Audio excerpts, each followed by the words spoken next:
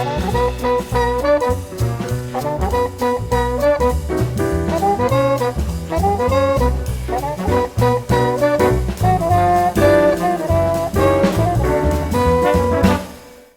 my name is Quentin Walston. Welcome to another jazz video. Today we're talking about the instruments in a jazz ensemble. What are they and what are their roles? We're going to break down all the instruments by their sections, starting with the rhythm section, and then go into melody and talk about brass and reeds and all the other instruments that are common to jazz. This is really valuable for when we listen to jazz. It's great to understand what the instruments are doing, and it gives us a better appreciation for the music. So let's jump in.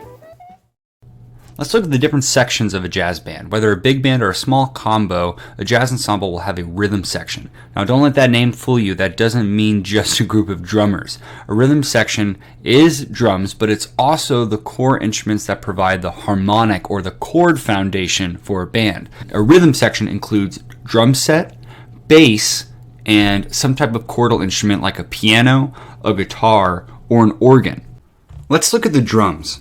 Now a drummer keeps time, usually his ride cymbal plays quarter notes, and the hi-hat emphasizes beat 2 and 4 of a measure. A drummer accompanies with sticks and sometimes brushes and can solo in a jazz band.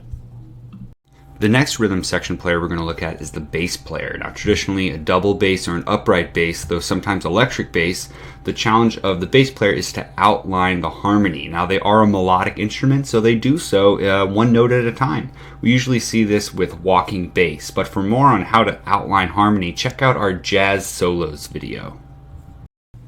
Now the last element of the rhythm section, which probably offers the most variety, is the chordal instrument. This could be piano, guitar, synthesizer, organ, vibraphone, even early jazz had banjo.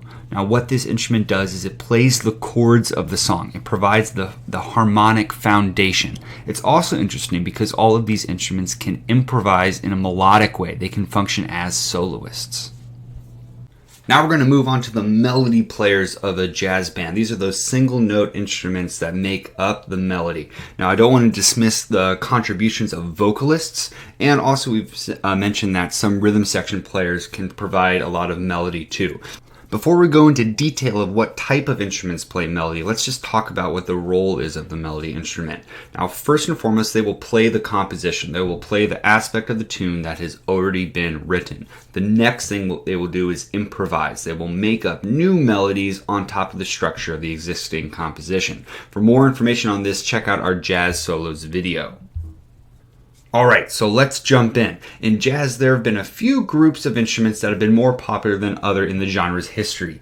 Now, one of these, the first and foremost I'll say, is saxophone. It's really popular for its tonal quality, and saxophone players in the 30s like Coleman Hawkins and Lester Young gave the saxophone its prominence. Now, there are different types of saxophones, soprano, alto, tenor, and bari, and the ranges and registers, the highness and lowness of pitch differs for each one of those saxophone players. Now, among the different saxophones, the most popular would probably be the alto, like Charlie Parker, and the tenor, like John Coltrane.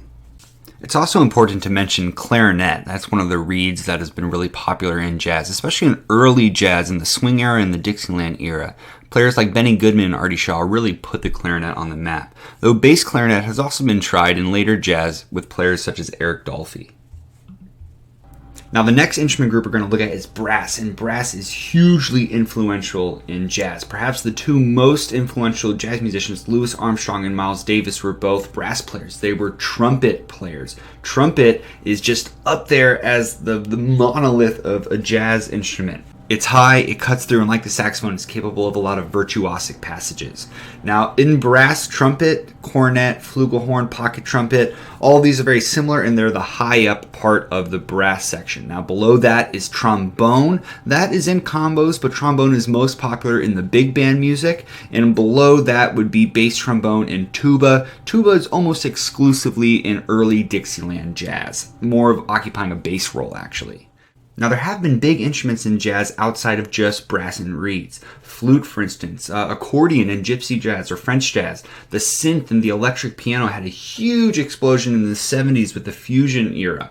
Then we have harmonica players like Toots Thielemans. Basically, any instrument that can play more than one note, can play a melody, can play jazz. Now, last but not least, as far as melodic instrument goes, is the voice. Now, I did mention this. The voice is not just singing the melody. The voice can improvise as well, and this is often called scatting. Louis Armstrong has been credited as one of the first people that scatted, and then Ella Fitzgerald really championed it by using bebop language in her scatting lines. So the voice can sing the jazz composition, but it can also contribute in the improvisatory part of jazz, just like any other instrument can.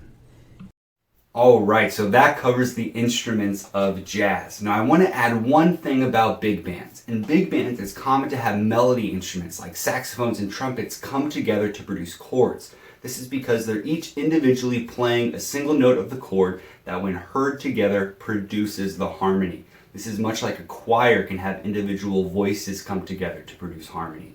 So other than that, jazz bands will have a various combination of the instruments that we've heard today. I hope this video was really helpful to you to understand the instruments and the roles that they have in jazz music. I hope this also makes your listening experience that much better now that you know a little bit more about the genre. Thank you for checking out our video. I encourage you to check out the other ones, and I'll see you next time.